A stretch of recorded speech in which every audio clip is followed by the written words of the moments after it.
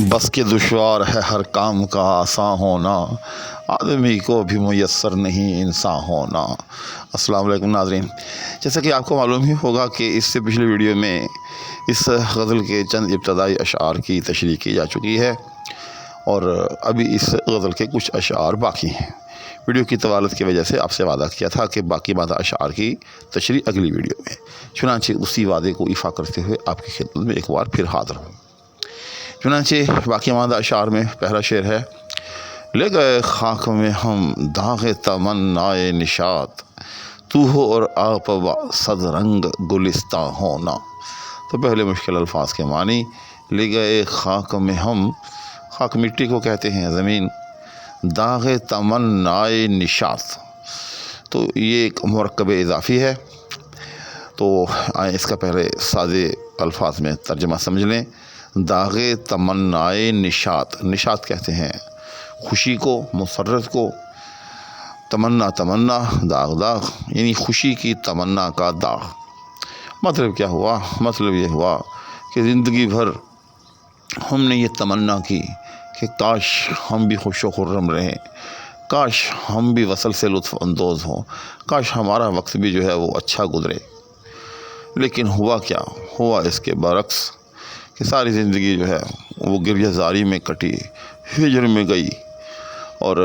بالآخر کیا ہوا کہ انہی حسرتوں کو لے کر، انہی آہوں کو لے کر ہم جو ہیں وہ اس جہان سے رخصت ہو کر زمین میں مدفون ہو گئے۔ تو اب ذرا دوبارہ دیکھیے گا: لے گئے خاک میں ہم داغ تمنائے نشاط، یعنی وہ جو ایک نشاط کی تمنا کا داغ تھا، یعنی خوشی کی آرزو تھی، ہم اس کو لے کر مٹی میں چلے گئے، یعنی دفن ہو گئے۔ ٹھیک، یعنی زندگی میں اپنی خواہشات جو ہیں وہ پوری نہ کر سکے، ساری زندگی جو ہے وہ غموں میں کاٹی۔ اب دوسرا مصرع: تو ہو اور آپ بصد رنگ گلستاں ہونا۔ تو جس طرح سے وہ جلی کٹی ہوتی ہے نا،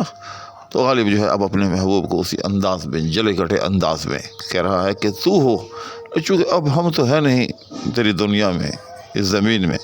اب کیا ہو؟ تو ہو اور آپ بصد رنگ، ساتھ صد رنگ، 100 رنگ، اب 100 طرح کے رنگوں کے ساتھ اب تو ہوگا اور تیرا گلستان ہونا ہوگا۔ یعنی 100 رنگ جو ہوتے ہیں جب ملتے ہیں تو وہ بڑے خوشنما لگتے ہیں۔ گلستان جس کو گلشن یا باغ بھی کہتے ہیں، تو وہ پھولوں کی جگہ ہوتی ہے، پھولوں کی آماجگاہ کہہ لیں آپ اس کو،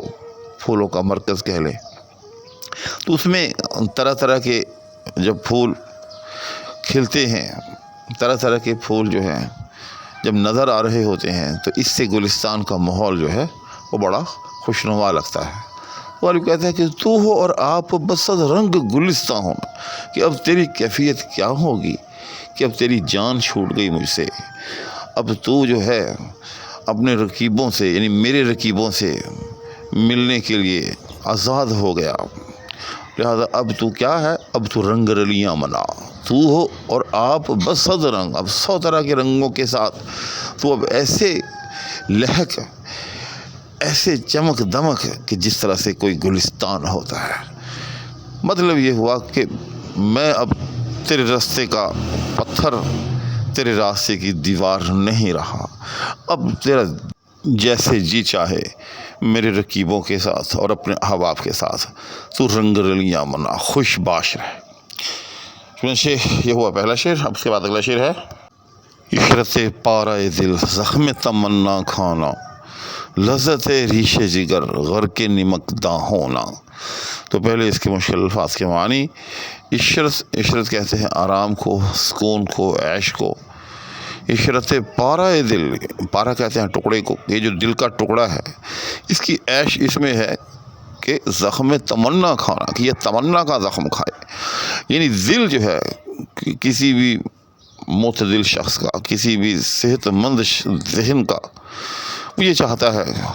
کہ وہ زخم تمنا کھائے، یعنی وہ عشق کی لذت جو ہے اس سے روشناس ہو۔ اس کے بعد دوسرا مصرع: لذت ریش جگر غر کے نمک داں ہونا۔ غالب کہتا ہے کہ لذت ریش جگر، کہ جگر کا جو ریش ہے، یعنی جگر جو ہے، ریش کا مطلب یہاں یعنی جگر کے ریشے، مطلب جگر ہی ہے۔ تو جس طرح سے دل جو ہے اس کی عشرت، اس کی آسائش اس میں ہے کہ وہ زخم تمنا کھائے، دنیا عشق کی لذت جو ہے اس سے بہراور۔ تو دوسری طرف جو جگر ہے، لذت ریش جگر، تو جگر کا جو زخم ہے اس کی جو لذت ہے وہ کس میں ہے؟ غرق کے نمک داں ہونا، کہ وہ کسی نمک دان کے اندر جو ہے وہ غرق ہو جائے۔ کیونکہ آپ کو معلوم ہے کہ اگر کہیں کوئی زخم وغیرہ لگا ہوا ہو تو وہ تو ویسے ہی بہت تکلیف دہ ہوتا ہے، لیکن اگر خدا نخواستہ اس پر نمک بھی لگ جائے تو اس سے وہ جو ہے تکلیف دو چند ہو جاتی ہے۔ تو بیسیکلی یہ شعر عشاق کی اذیت پسندی جو ہے یہ اس کی وضاحت کر رہا ہے، کیونکہ عشاق جو ہوتے ہیں ان کی تو منزل یہ ہوتی ہے کہ کسی طرح سے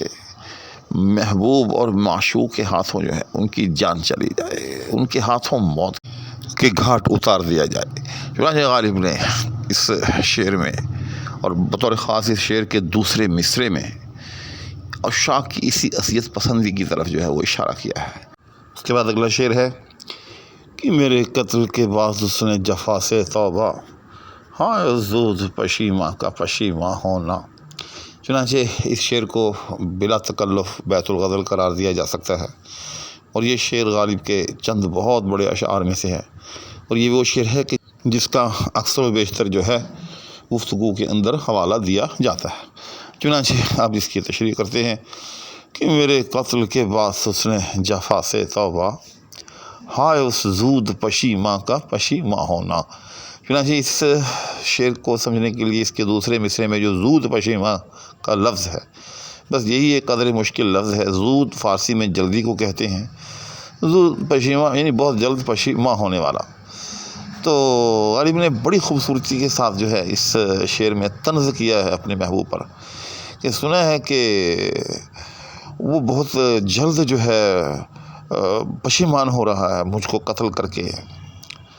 یعنی غالب کو اس نے قتل کیا، پھر اس کو جو ہے اس پر پشیمانی ہوئی، ندامت ہوئی کہ اوہو۔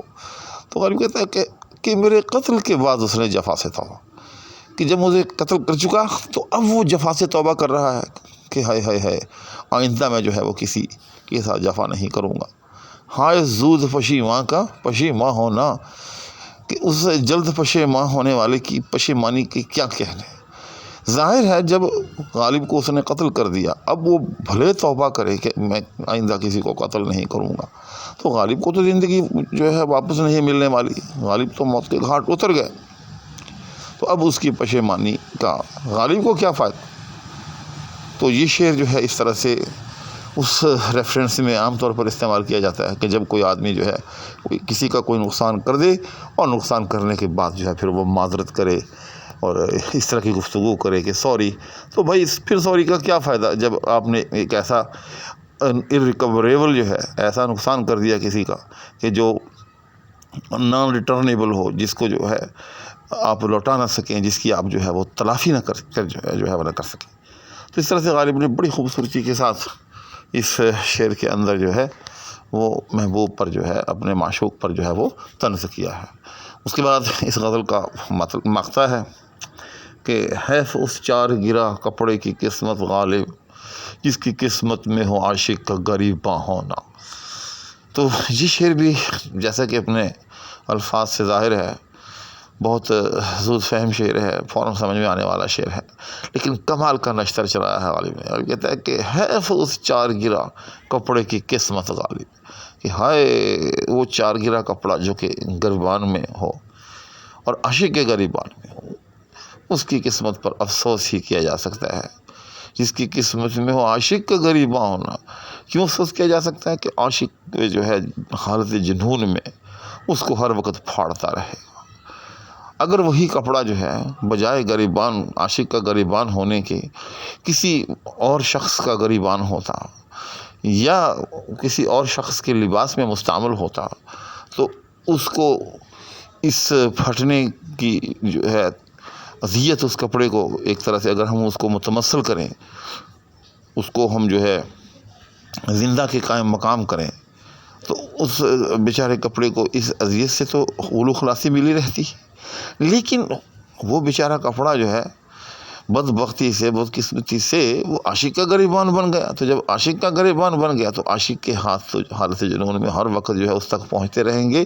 اور اس کو پھاڑتے رہیں گے۔ اس کے بعد اس شعر کے حوالے سے ایک بڑی اہم جو ہے ایک اور ڈیبیٹ بھی ہے کہ بعض حضرات کہتے ہیں کہ اس کے اندر جو ہے یہ 2 مرتبہ جو لفظ قسمت آ گیا ہے کہ ہائے کہ حیف اس چار گرا کپڑے کی قسمت غالب،